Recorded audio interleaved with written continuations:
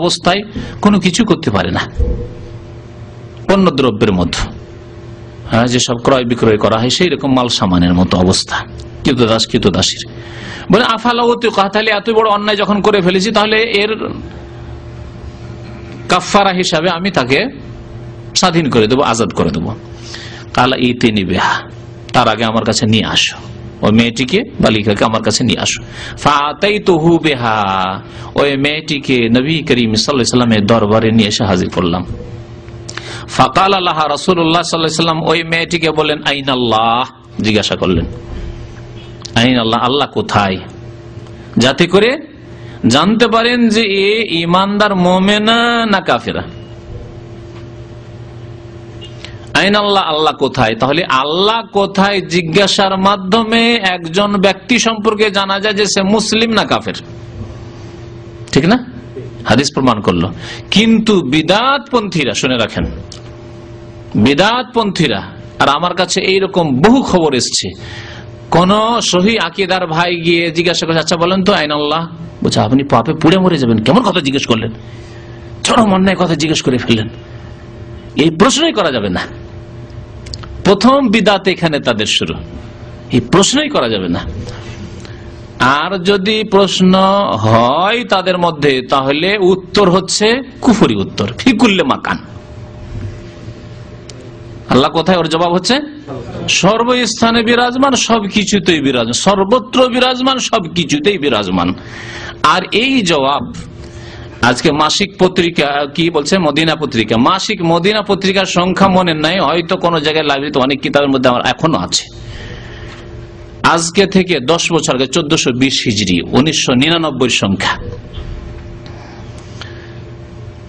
তাতে এত বড় তাদের আলেম দেওবন্দীদের মহিউদ্দিন খান নিজে লিখছে প্রশ্ন উত্তরে যে আল্লাহ সর্বত্র বিরাজমান, সব কিছুতেই বিরাজমান, তার কথা এটি।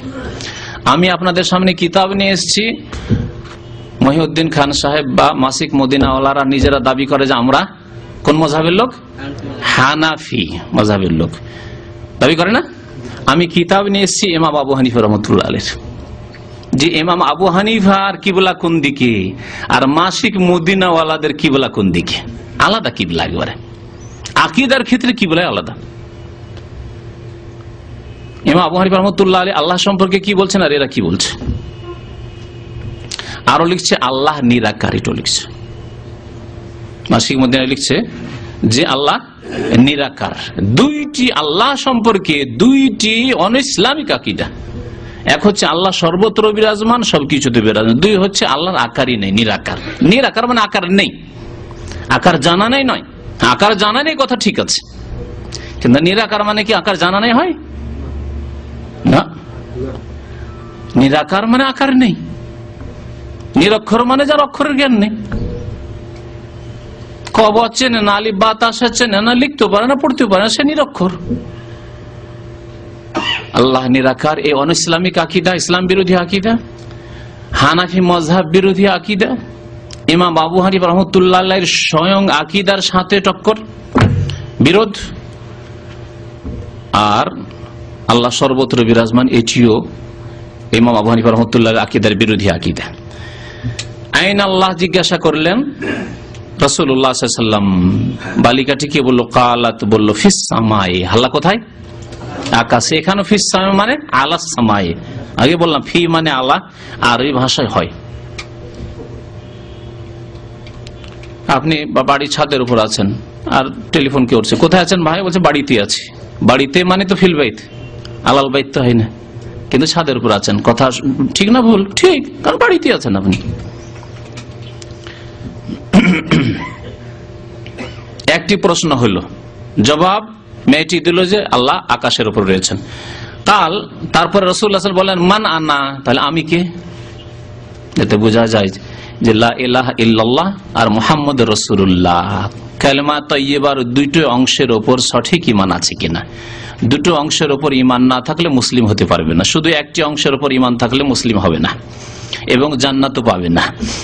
অনেক পশ্চিমা দেশে বসবাসকারী মডার্ন মুসলিমগুলি অনেক ইহুদি খ্রিস্টানদের ভালো চরিত্র, বাহ্যিক চরিত্র দেখে মনে করে যে ওরাও তো ভালোই, ওদের মধ্যে সততা আছে, আর ওরা যদি শিরক না করে, লা ইলাহা ইল্লাল্লাহ তো আছে, কেন জান্নাত পাবে না? অথচ তারা কেউ প্রফেসর, ডক্টর তো অবশ্যই পিএইচডি, আর লেকচারার নয়, রিডারের উপরে গিয়ে প্রফেসর হয়ে গেছে, সিনিয়র প্রফেসর। তাদের অবস্থা এরকম, দুনিয়ার প্রফেসর কিন্তু দিন সম্পর্কে অজ্ঞ, দুনিয়ার ইঞ্জিনিয়ার, ডাক্তার, স্পেশালিস্ট, কিন্তু দিন সম্পর্কে কিছুই জানে না তারা।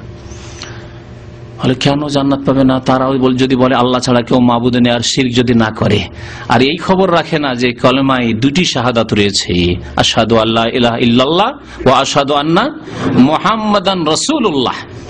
লা ইলাহা ইল্লাল্লাহর স্বীকৃতি দিতে হবে আর মুহাম্মদুর রাসূলুল্লাহর স্বীকৃতি দিতে হবে। যদি মেনেই নি যে তৃতীয়বাদ নেই, কিছু খ্রিস্টানদের মধ্যে তৃতীয়বাদ নেই, মানে তিন খোদায় বিশ্বাস নেই কিছু, তাহলে মুহাম্মদুর রাসূলুল্লাহর প্রতি বিশ্বাস আছে তাদের?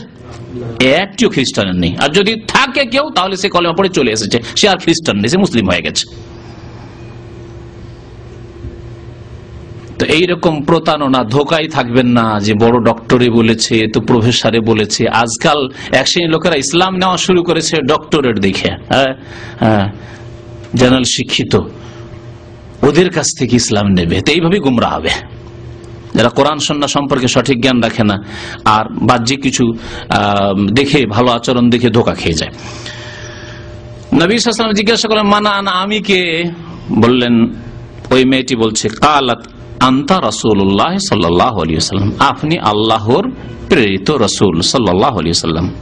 কাল নবী সাল্লাল্লাহু আলাইহি ওয়াসাল্লাম বলেন, আতিকহা, একে মুক্ত করে দাও, আজাদ করে দাও, স্বাধীন করে দাও, ফাইন্নাহা মুমিনা, কারণ এ হচ্ছে ঈমানদার। দুইটি প্রশ্ন দিয়ে জানতে পারলেন রাসূলুল্লাহ সাল্লাল্লাহু আলাইহি ওয়াসাল্লাম ঈমানদার। তার অন্তরে কি আছে সব পরিষ্কার হয়ে গেল দুটি কথায়, আইনাল্লাহ, আল্লাহ কোথায়, আর আমি কে। তাহলে আমাদের যে আসল বিষয়বস্তু সেটি স্পষ্ট হয়েছে, আল্লাহ কোথায় জিজ্ঞাসা করা যাবে, এবং তার সঠিক উত্তর ফি কুল্লি মাকানও নয়, আর কুলুবুল মুমিন আরশুর রহমানও নয়। হ্যাঁ, মুমিনের কলব হচ্ছে আল্লাহর আরশ। এই কথাটি কোরআনও নয়, হাদিসও নয়, সহিহ হাদিস নয়, জয়ীফ হাদিস নয়, মৌজু হাদিস নয়, বানাওয়াট কথা, তাদের ভণ্ড সুফি পীরদের নিজের বানানো কথা, আরবি, বানানো আরবি।